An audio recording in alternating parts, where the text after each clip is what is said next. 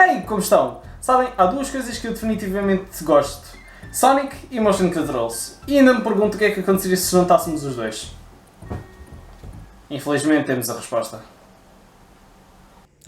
Sonic and the Secret Rings, o jogo que leva o significado de tortura a outro nível. Foi lançado em 2007 para a Wii e só existe por um motivo. Durante o desenvolvimento do nosso querido, amado e adorado Sonic 06, o plano era lançar para as consolas de nova geração na altura, a PS3, a Xbox 360 e a Wii. Só que, quando a Wii lançou, ela não era uma consola como as mais recentes. Digamos que ela era uma GameCube bufada. Então a Sega teve uma excelente ideia: dividir a Sonic Team em dois. Uma parte focava-se no grande jogo para a PS3 e para a Xbox, e a outra metade focava-se no joguinho da Wii. O resultado? Pois... O Secret Rings foi muito mal recebido também em grande parte por causa dos comandos. Mas acho que antes de falarmos da parte má do jogo, devemos falar da parte boa do jogo. E para isso eu vou-vos deixar com o meu amigo Bessa do canal ZZZD1. Vai ter eles, medo!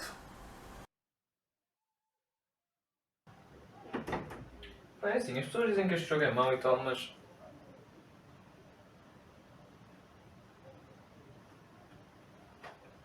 É sobre isto que vamos falar hoje? Ok. Bem, como o meu amigo Vieira já mencionou brevemente, este jogo tem alguns probleminhas.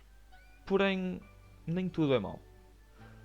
Um bom exemplo disto é a história e a setting deste jogo. Elas são bastante interessantes porque mandam o nosso ouriço favorito para um tema nunca antes explorado: o mundo das Mil e Uma Noites. Um tema bastante interessante, eu o considero bastante interessante, e é bastante bem explorado, dado os limites gráficos e de processador da Wii. Existem vários mapas que nos mandam a diferentes locais das histórias das Mil e Uma Noites, começando a Oasis, que nos leva a um tema mais metropolitano no deserto. Dinosaur Jungle leva-nos a dar uma voltinha pelo pré-histórico numa selva enorme, repleta de dinossauros. Ou Pirate Storm, que, como o nome já indica, põe-nos num ambiente marítimo, com várias tempestades e à volta de piratas. Outros exemplos mais focados numa só circunstância são Night Palace, a zona final do jogo, que apenas tem como tema principal um palácio enorme, cujo design é baseado na história das Mil e Uma Noites. A história apresenta um problema bastante simples ao início: o desaparecimento das histórias do livro das Mil e Uma Noites. O nosso herói, Sonic, está a ler o livro das Mil e Uma Noites quando repara que palavras começam a desaparecer. A história está a ser mudada. E ele, sem saber o que é que se está a passar, é abordado por uma Genie que saiu diretamente de lá de dentro, Shara. Ela é uma Genie do Anel e junto com ela ele deve derrotar o vilão Eraser Jin, que está a utilizar o poder das histórias para formar o mundo à sua imagem. Bem, mencionando um pouco mais da parte da história, eu acabei de dar o básico. E se formos um bocadinho mais fundo, podemos ver um pouco mais da complexidade da história. No mundo das Arabian Nights, onde Sonic foi puxado, existem 7 anéis muito poderosos, chamados Seven World Rings, que cada um dá portreio a uma emoção diferente poderosa. E juntando os 7, dá poder suficiente para poder controlar as histórias. Ou seja, poder modificá-las, apagá-las, criá-las, seja o que for.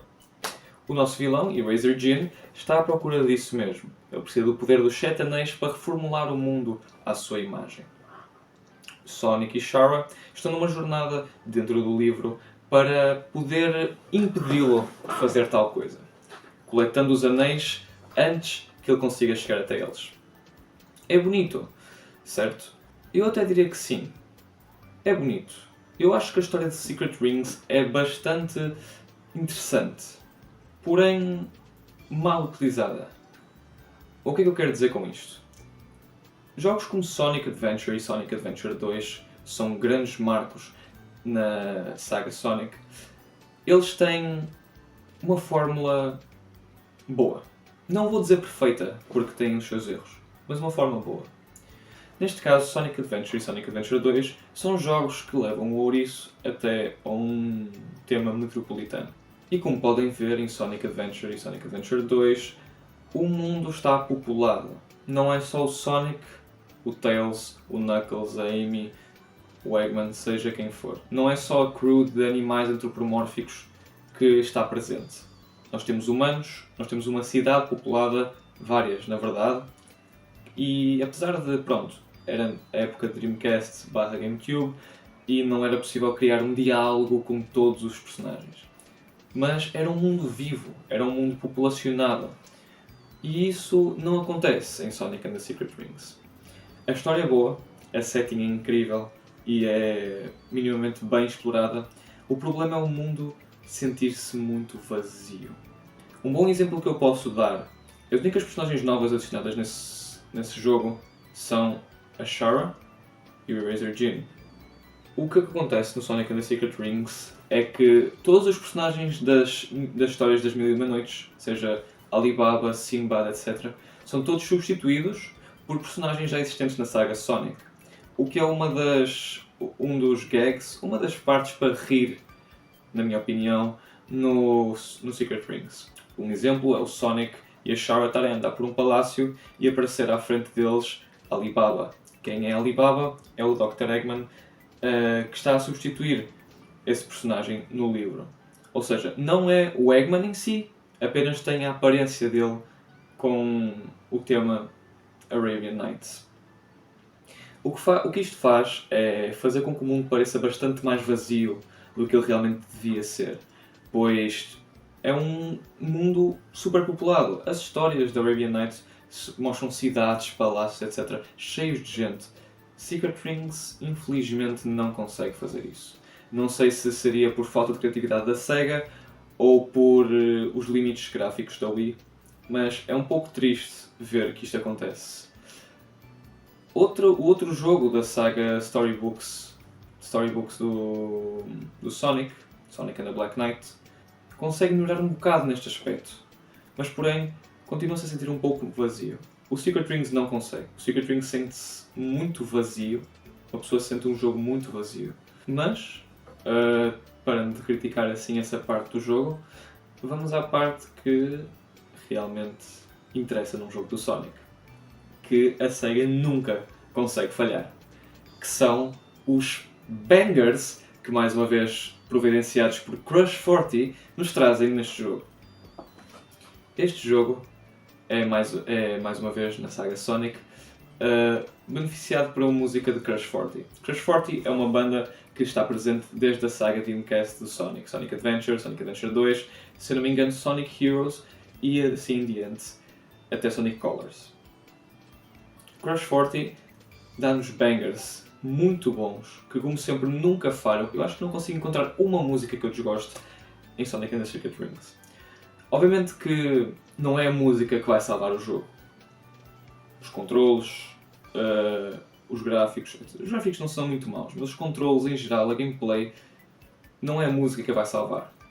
Mas dá aquele gostinho ao jogo. Músicas como Seven Rings in Hand, que é o tema principal do jogo, que apesar de se tornar um pouco repetitiva, como por exemplo Boss Fight, Final, menu inicial, até o menu de iniciar o jogo no menu Wii, toca esta música. E apesar da música vir com a minha absolute favorite moment em qualquer jogo do Sonic, diria eu, sem dar muito spoiler, é mais para o final do jogo. Quem quiser ir procurar, pode ir procurar. Tem a ver com a forma nova que é introduzida nesta setting. É incrível. A música, quando bem utilizada, e estou a falar em Seven Rings in Hand neste caso, é bastante bem aproveitada.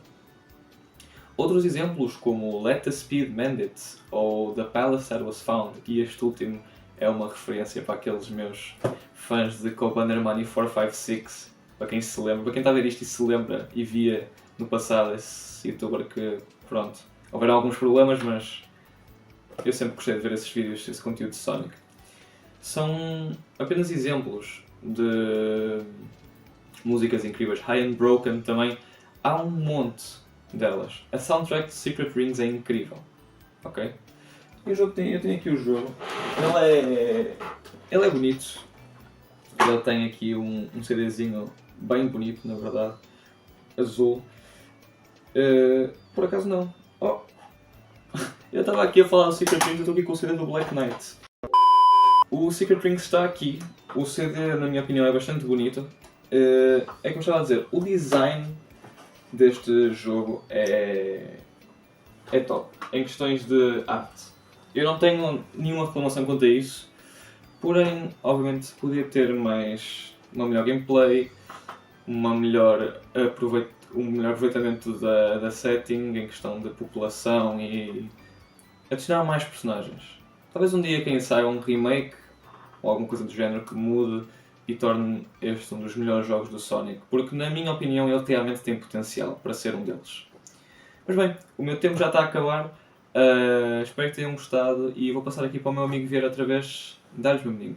Ei, saudades minhas. Ótimo, porque agora nós vamos falar da parte técnica do jogo. Começando pela... Gameplay. E o que é que querem que eu diga? É um jogo que utiliza maioritariamente motion controls para mover o personagem. Claro que não vai dar certo. Aliás, digam-me um jogo de 2007 ou mais antigo que use bem motion controls. Neste jogo, o Sonic corre automaticamente, sendo apenas preciso movê-lo para a direita ou para a esquerda e utilizando o homing attack com o motion controls. Também temos a opção de recuar e confiem em mim quando digo que isto vai ser usado mais vezes do que parece. E por último podemos saltar e travar nos botões. E aqui está o problema com o jogo. Na teoria, os comandos e o jogo em geral até que podiam funcionar bem. Só que esta falta de polimento pode-se dever a 3 fatores. Há falta de investimento, há falta de tempo e há falta de pessoal para desenvolver o jogo. O que é uma pena, já que este jogo introduz mecânicas bastante criativas, como a mecânica de anéis. E o que é a mecânica de anéis? Pergunto a vocês. Basicamente, antes de cada nível podemos customizar um anel que pode carregar várias habilidades. Porém, cada habilidade tem uma certa quantidade de skill points e cada anel tem um limite máximo de skill points, que vai aumentando à medida que vamos utilizando durante o jogo. E entre essas skills temos o Speed Break, que pode ser utilizado após encher uma barra especial com orbes e dá um boost de velocidade temporário ao Sonic. Ou o Time Break, que faz a mesma coisa que o Speed Break, só que deixa tudo mais lento. Entre outras habilidades mais passivas que aumentam a barra especial ou que deixam o ataque mais forte. Lá está, ideias muito boas, só que ficaram na sombra dos comandos que são tão bons que me deixam com uma vontade de enfiar o emote no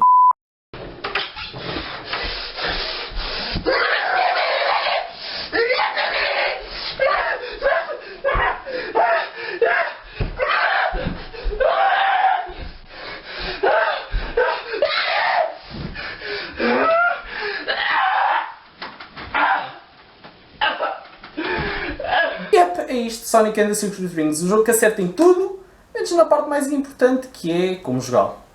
Agora, se me dão licença, eu vou tirar este comando do meu cu.